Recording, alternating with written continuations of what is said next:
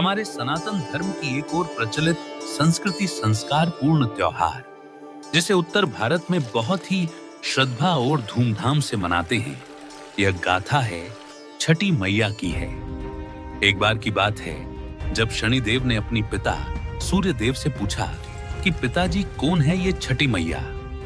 तब सूर्यदेव ने बताया कि सतयुग में एक महिषासुर नाम राक्षस था। उसका आतंक इतना बढ़ गया था कि लोग को बहुत परेशान करता था और वो प्रतिदिन नगर और वन के लोगों की संतान उठाकर ले जाता था और छोटे बच्चों की बलि दिया करता था, फिर उन्हें खा जाता था।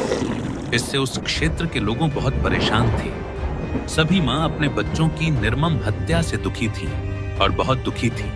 तभी नारद मुनि वहां पहुंचे और उन्होंने कहा, सभी महिलाओं से कहा कि आपके जीवन में दुख और अंधकार है और आपको प्रकाश की जरूरत है। इसलिए आप प्रकाश के देवता सूर्य देव का निर्जला व्रत रखें। सूर्य देव आपकी परेशानी को दूर कर देंगे।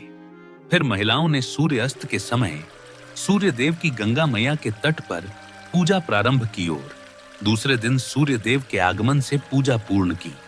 भगवान सूर्य देव प्रकट हुए और कहा कि मैं आपकी सद्भा भक्ति से प्रसन्न हूं, मांगो क्या चाहिए।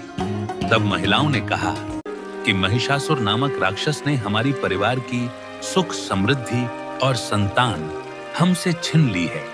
हमें हमारी संतान और सुख समृद्धि लौटा दो। तब सूर्य देव ने मां पार्वती का आह्वान किया और उस समय शिव जी योग में थे। फिर मां पार्वती सूर्य देव के पास प्रकट हुए और उन्होंने महिलाओं की मदद के लिए मां पार्वती ने अपने छठे रूप मां कात्यायनी प्रकट किया। फिर मां कात्यायनी, जिन्हें मां का छठा रूप भी कहते, वो आकाश मार्ग से समुद्र तट की लहरों से सिर पर सवार होकर युद्ध के लिए महिषासुर के लिए पहुंचकर शेर से उतरती है और फिर महिषासुर की सेना आती है और छठी मैया त्रिशूल से युद्ध करती है और भीषण बिजली गिरती है और छठी मैया दुष्टों का संहार करती और महिषासुर की छति पर त्रिशूल से वध कर देती है।